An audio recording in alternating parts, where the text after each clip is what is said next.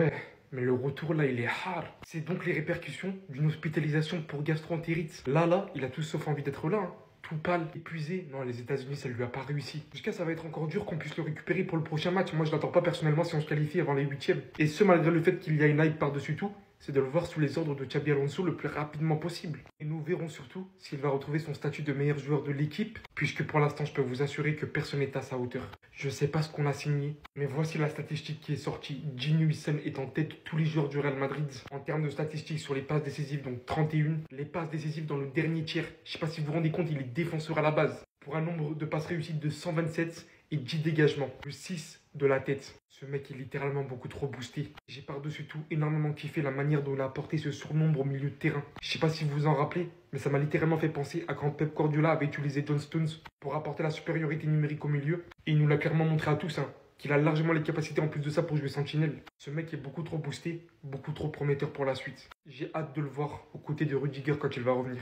Pour ceux qui veulent rien rater des prochains matchs et des actualités à venir, vous avez le lien dans la bio de mon profil TikTok. Tout se passe sur Telegram, vous pouvez vibrer avec les supporters du Real Madrid ici et tout savoir autour de l'actu foot ici. C'est un très gros coup dur pour le Real qui va être privé de Jude Bellingham pendant 3 à 4 mois de compétition. Ça y est, Jude Bellingham va enfin être opéré de son épaule. A priori, le joueur en a marre, il en peut plus, il disait il arrive à bout de patience. Parce que forcément, jouer avec cette protection, jouer avec aussi la douleur depuis maintenant très longtemps, il en a marre tout simplement. Donc il a décidé de se faire opérer. La problématique, c'est que la Coupe du Monde des clubs a un petit peu repoussé tout ça, qui se fera donc opérer après la Coupe du Monde des clubs et qui pourrait être de retour donc, on va dire au plus tôt fin octobre, si ce n'est après le mois d'octobre. Mine de rien, c'est un petit coup dur pour Xabi Alonso et pour le Real, parce que c'est un joueur qui est essentiel dans ce Real-là et qui est essentiel dans les plans de jeu. C'est un des rares joueurs créatifs du milieu de terrain aujourd'hui pour Xabi Alonso, hormis pourquoi pas un petit Arda Güler ou un petit Mastantuono qui va arriver. Mais c'est vrai que de base, il voulait plutôt les associer et aucun de ces deux joueurs n'a la dimension et la capacité physique d'un Jude Bellingham. Donc mine de rien, aujourd'hui, c'est un joueur que tu ne peux pas remplacer. Tu vas en être privé sur tout ton début de saison. Là où Xabi Alonso, justement, va devoir mettre en place son projet de jeu, son projet tactique, etc. Donc ça tombe pas forcément au meilleur des moments, mais c'est un mal pour un bien pour Jude, parce qu'il va enfin pouvoir récupérer on va dire son plein potentiel, sa liberté de mouvement, son agilité, et puis jouer sans douleur aussi. Je pense que pour lui, ça va être une libération. On va voir ce que ça va donner pour le Real, en espérant que cette absence ne coûte pas trop cher pour les Madrilènes, et surtout pour Xabi Alonso, qui va devoir faire sans, quoi. C'est quand même un petit coup dur. Dis-moi toi ce que t'en penses dans les commentaires.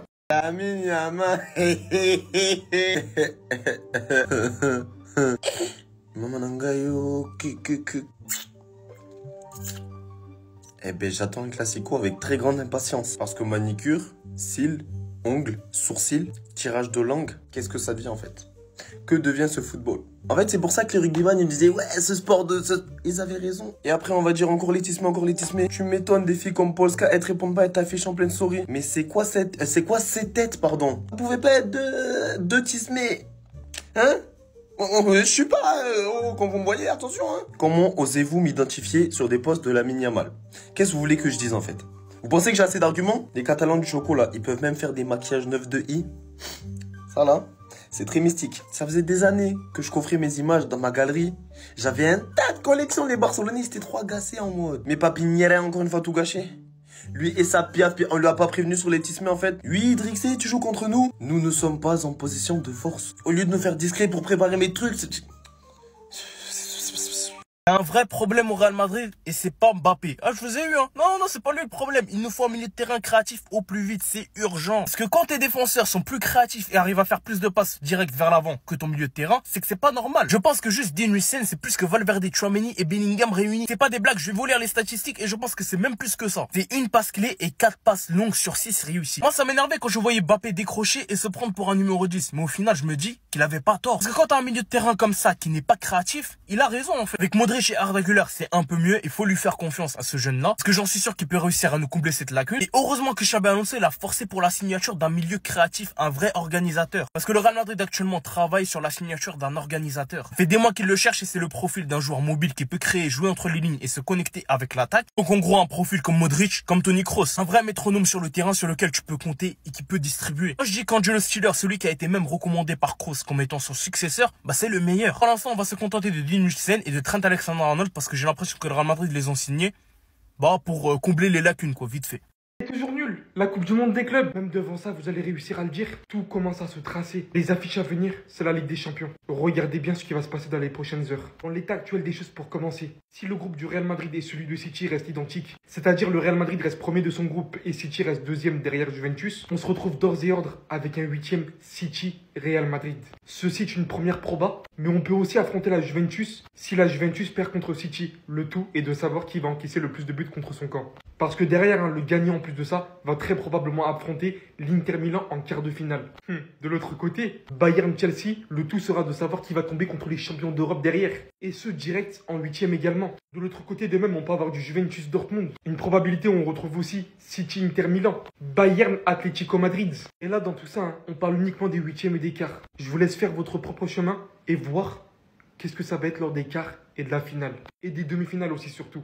Non, je vais vraiment finir par penser que ceux qui disent que la Coupe du Monde des clubs est nulle, c'est les équipes qui ne sont pas à l'intérieur, c'est les supporters qui ne sont pas à l'intérieur. Du spectacle, on en a eu. Et ce, même avant les huitièmes, les équipes d'Amérique du Sud qui ont fait trembler toutes les grandes équipes d'Europe. Et maintenant, plus ça avance, plus on va avoir des chocs de Ligue des Champions. Et 140 millions à la clé pour le finaliste gagnant. Non les gars, faut arrêter de faire les acteurs au bout d'un moment.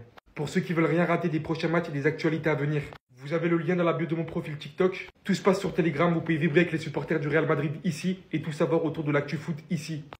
Défilé avec s'embrouille avec Yamal et son équipe. Fais la star à mort, voilà. Voilà, fais la star à mort, boy. Ah oui. Dembélé, ballon d'oro. Dembélé. Les médias, hein, ok, tout le monde veut manger, tout le monde... Faut arrêter de chalag. Comment ça, Lamine Yamal se serait embrouillé? Où est-ce que vous voyez qu'il s'est embrouillé dans la... En fait, je comprends pas. Le poteau, casquette baissée, il flingue, ça vous dérange? Capuche, casquette du Brésil, il revient de vacances avec Neymar. Peut-être il a même ses AirPods. Mode, vous voyez le mode là où on n'entend pas là, le mode, le truc. Il comprend même pas. Pour commencer, il ne comprend pas. Il fait trop la... Et c'est son personnage. Mais il fait trop là, c'est une star. Voilà. Là, à l'heure actuelle, c'est la plus grande star du foot. C'est factuel. Et puis il vient Dream. En ce moment, il est dans son truc, dans son ascension. C'est le numéro 1. L'année passée, c'était lui, on était bien contents. Cette année, on peut s'en vouloir qu'à nous-mêmes si c'est pas nous les stars. Ouais, je suis comme vous quand je vois des trucs comme ça. J'ai la rage. Mais qu'est-ce que vous voulez que je dise? Parce qu'en fait, le petit là, je suis peut-être un hater, je suis peut-être...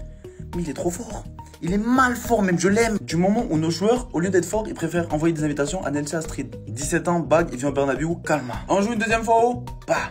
On joue une troisième fois haut, il met les lunettes. On joue une quatrième, il a même plus de célébration. Il fait la star, c'est une star. Voilà, c'est un fait, c'est factuel. Puis s'il veut là, il peut prendre ta mousseau, attention. Je vous avais dit quoi les gars? Je vous l'avais dit, il va s'en aller ce gars-là, il va s'en aller. Il a plus sa tête avec le Real Madrid. La prolongation de Vinicius Junior au Real Madrid n'avance pas à ce jour selon l'entourage du joueur. L'offre du Real Madrid est jugée insuffisante. Le club ne comprend pas mais reste optimiste sur le deal. Je vais donner mon avis et je sais que ça va en déplaire à certains. Inch'Allah que Vinicius y quitte le Real Madrid. Parce qu'il y a certains supporters du Real Madrid, vous le méritez pas après tout ce qu'il a fait dans le club. Vous le crachez dessus. Alors, vous pouvez souligner qu'il fait des mauvaises prestations ces derniers temps. Ça n'en fait aucun doute. Même moi, je suis le premier à pointer du doigt tout ça. Mais vous pouvez pas oublier tout ce qu'il a fait auparavant. Dire de dégager du club après tout ce qu'il a accompli. En fait, ce qui me dégoûte, c'est que vous cherchiez un prétexte pour pouvoir tèche Vinicius et mettre encore plus Kylian Mbappé en avant. C'est ainsi, c'est comme ça. J'ai rien contre Kylian Mbappé. Malgré lui, au final, c'est lui le problème au final. Parce qu'une partie de la fanbase de Kylian Mbappé, j'ai pas peur de le dire, les gars, elle est très très mauvaise. Et au final, ça tombe sur Kylian Mbappé et au final, ça tombe aussi sur Vinicius. Parce que les gens veulent voir Kylian Mbappé à gauche parce que c'est pas un attaquant de pointe. Les gars, moi, je suis choqué de l'ingratitude. Et voilà, Inch'Allah, il quitte le club. Voilà que moi, Vinicius, c'est l'un de mes joueurs préférés au Real Madrid. Mais voilà, Inch'Allah, il quitte. Voilà, parce que en fait, vous avez pas honte en fait. Voilà, pour certains, vous avez pas honte. T'as vu toi? Est-ce que t'es fier de l'individu que t'es là maintenant? Oh non, je parle à tous les supporters du Real Madrid ingrats. Vous êtes des pourritures pour certains. Je scrollais sur les réseaux sociaux Et j'ai vu pas mal de personnes critiquer Raúl Asensio parce que je vous mets dans le contexte. Raúl Asensio, hier, il a commis une faute assez stupide et c'est une réalité, c'est factuel. Ce qui a fait, au final, il a pris un carton rouge. Et il y a eu pas mal d'acharnement contre lui au final. Et moi, j'arrive pas à comprendre, les gars, mais vous oubliez la saison qu'il nous a fait là. Vous étiez tous en train de le sucer, les gars, à gorge déployée. Vous étiez tous en train de dire que heureusement qu'il était derrière pour couvrir un peu les largesses défensives de Rudiger. Là, pour certains, sous prétexte qu'il a fait une petite faute, qu'il a manqué d'expérience, parce que c'est vrai qu'à certains moments, il manque d'expérience. On a pu le voir dans certains matchs où il faut qu'il canalise son agressivité qui est aussi sa force aussi. Vous êtes tous là à retourner vos vestes sous prétexte qu'il y a Hussein qui a des qualités complètement différentes. Les deux sont hyper complémentaires et ça va marcher entre les deux, faut patienter. Alors c'est vrai qu'intellectuellement, Hussein il est supérieur à Asensio, c'est une réalité. Mais dans d'autres domaines, il est supérieur à Asensio. Sur la vitesse, un réel numéro 4. Donc arrêtez de valoriser quelqu'un de la même équipe pour rabaisser un autre joueur de la même équipe. Non mais franchement, vous m'énervez. Ah, c'est à toi. Bon, en tout cas, bien, alhamdoulilah.